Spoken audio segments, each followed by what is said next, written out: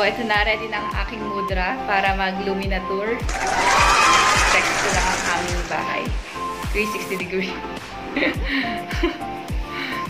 Text ko lang din ang biniling paintings ni Mudra. What? Hindi siya paintings pala. Ano lang siya.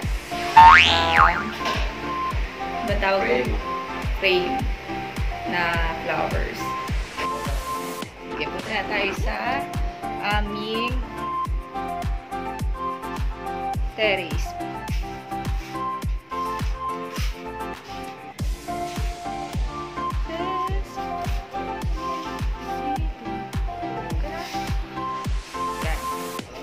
Let's go, Pabs!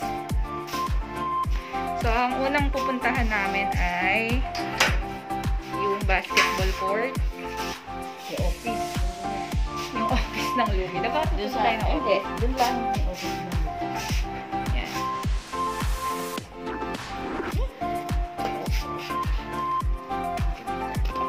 So, nandito tayo ngayon. Uli ang anak ko. Pumunta na naman ng Lumina sa kanyang bahay. At gusto niya mag-tour. Sa Lumina. Lumina pa hindi. Pupunta kami ngayon sa basketball court. Kung saan nandoon yung office din. Sige na, good. Tara. Sige, ikaw una. Oh. So, ang unang pupuntahan namin ay basketball court. Yan, yung bahay namin malapit lang siya sa guard house. Nga, go. Exercise ka ma, ano ka ma? Jogging. Dito na tayo. Yeah. Dito yung mga yung mga row. Ayan. Ay, may nagre-request ma na i-tour daw sa row house. Row house. Row house i-tour. Ay, i-tour.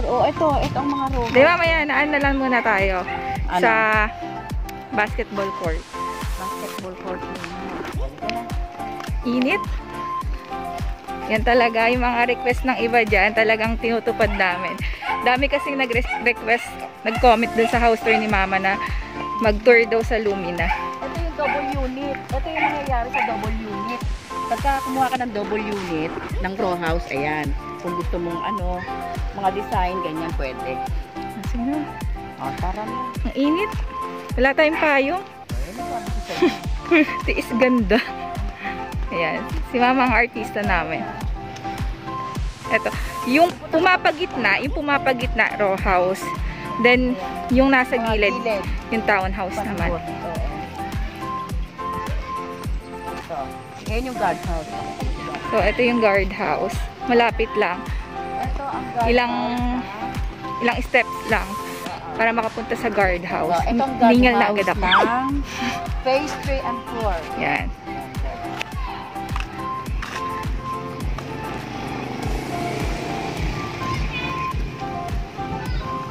Ito na yung basketball court.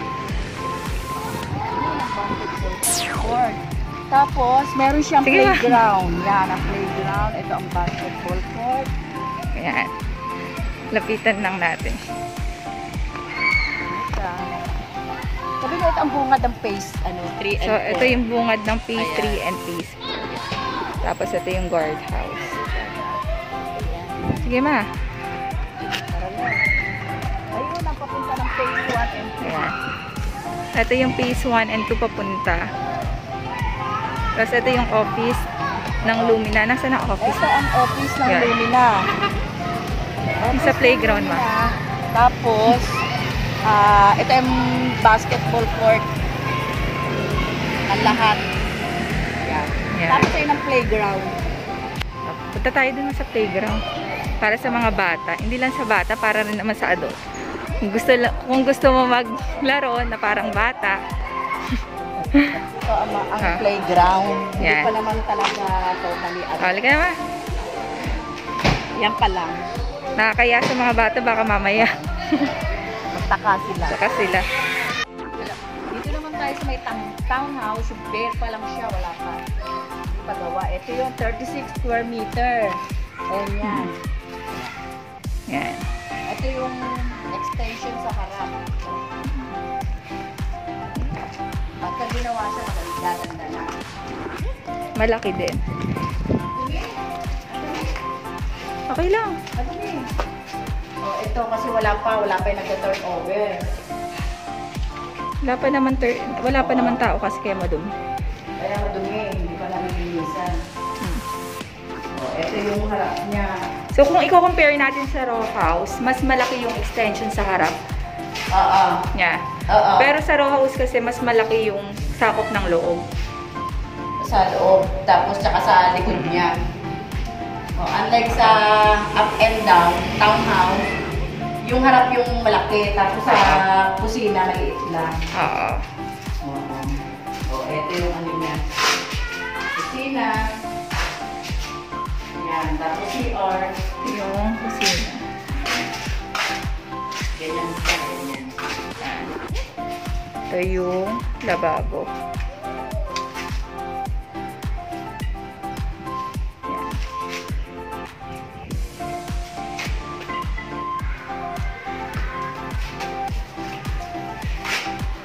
So, maliit lang siya. Ito yung CR. Ito yung CR. Ayan, pagka hindi pa gawa. Hindi pa kasi siya... Parang ang dumi dito. Madumi na eh. Sobrang dumi. Pero okay lang yan. Oo, kasi wala pa ng tao. Kapag naayos naman yan, gaganda naman siya. Oo, ito. Ayusin pa naman ng lumita. Ito yung mga... Pagka turnover na. Pagka turnover, ayusin nila. Ito yung mga sira. Sorry. Ito. Ito yung second floor. Sa townhouse, may exit siya. Ito. Pagka emergency, may exit siya. Ito, oh. Yung sa bintana. Yan, lalagyan mo ng kandado. Bakit? Ayan. Makakaano ka ba dyan? Makakalusot ka ba dyan? Kaya ako. Wala lang bangko eh. Pero kaya ako. Tapos, Kaya ako. hindi, ito, sampayan ng purpose siguro Oo, nito. sampayan.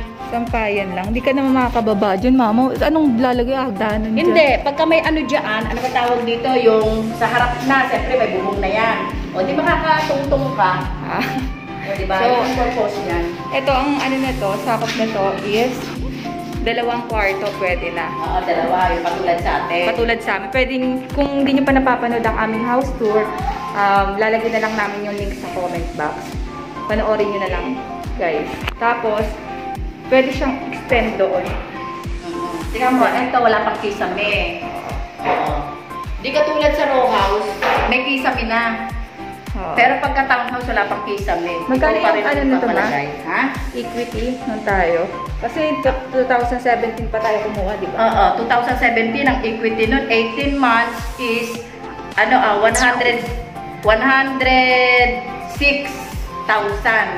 For 18 months kasi 6,000 plus yung hulog natin. I-apply sa Monthly. pag-ibig. Tapos, i-apply sa pag-reservation, 5,000. Oh, depende sa sahod mo. Sa akin kasi na-approve siya ng 15 years. 15 so, years. sa 15 years, 6,000 monthly naman yun. Pero bumababa siya every 2 years. 6,054. Ngayon, yung kada yearly, kasi nag-update yung anak ko sa pag-ibig, ang babayaran niya na lang is 5,772. Pero 3 years pa, hindi pa nababawasan. 3 years pa raw yun. 3 years pa. Oo, 3 years pa bago nila i-recompute. Oo. Yan. Ulitin natin. Ito po. So, maliit lang din ang taas. Pero ngayon, nabago na yata yung price nila eh, no? Bago na, mas Oo. mahal Mas na. nagmamahal. Habang tumatagal kasi nagmamahal pa eh. Mas mataas.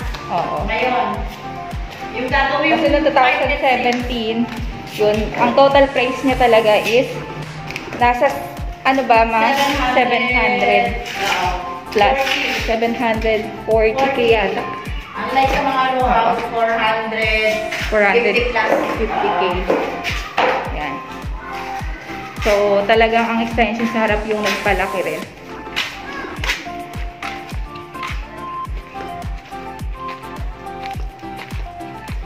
Tulad na to, in-extend yung sa likod. Ito end unit to eh. Yan. So, in-extend nila yung kusina.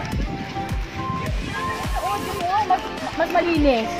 Mas malinis. Ito naman yung hindi, Yung? Sabihin mo, hindi end. Ito yung mga sige nasa ko. pangalawa. Mm. Gusto mo ba? Ito. Ito yung mga nasa gitnang row house. Ayan, gitna siya. Tapos yan. Ganun din naman. Pareho lang naman din. Parehas din naman. Ayan. Ayan. Anong design mo? Parehas lang din kanina. Pero nasa gitna nga na siya.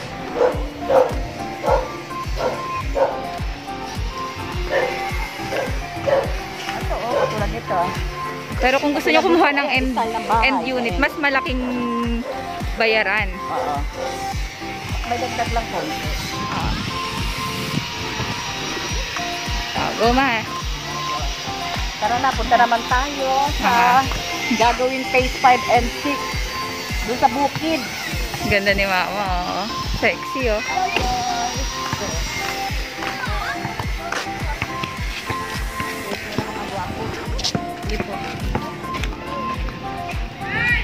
Yan. Mga ilang steps ma? Ilang steps? Dito, 150. 150 naman daw. Papuntang bukid. Pero pagka nag-jogging ka, 50, nakakarating nga.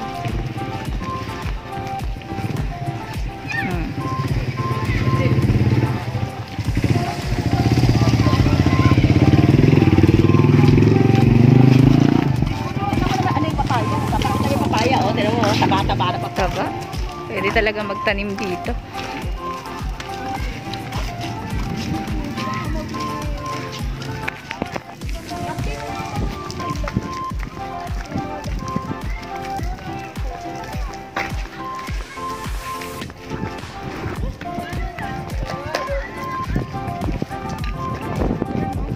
Eto, gusto mo dyan? Ayan o.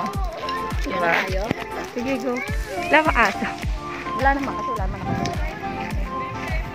Ito, yung iba nagpapagawa na sila. Siguro by next year, marami ng tao dito. Sa ngayon, sa phase 4 and 5, phase 3 and 4, konti pa lang. So, phase 1 and 2, marami na. Parang puno na yon.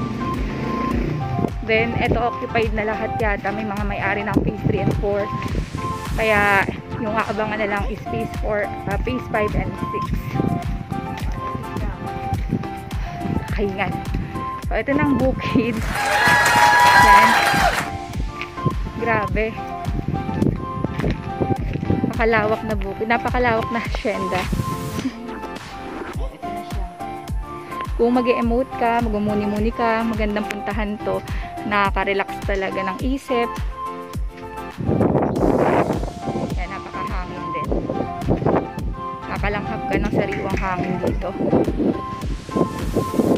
Mag-emo tayo ma. Saan nagsimulang paubaya? Mga broken hearted dito pumunta, no? Tapos pag wala ka dito. What? Ayan, ayun, mga puno. Ayun ang mga Ayan. tayo. Ganda. Ayun, baka. Ito ba yung gagawin phase 4 and 5? O hindi? 5 and 6. 5 and 6 ito. Ayun, doon, yung kalawakan na yan. Lahat? Ayan? Oo, ayun. Hindi, ang lawak pala. Oo, malawak. Lawak niya pala. Ito palang gagawing phase 4 and phase 5 and 6. Bakit ba ako phase 4 ng phase 4?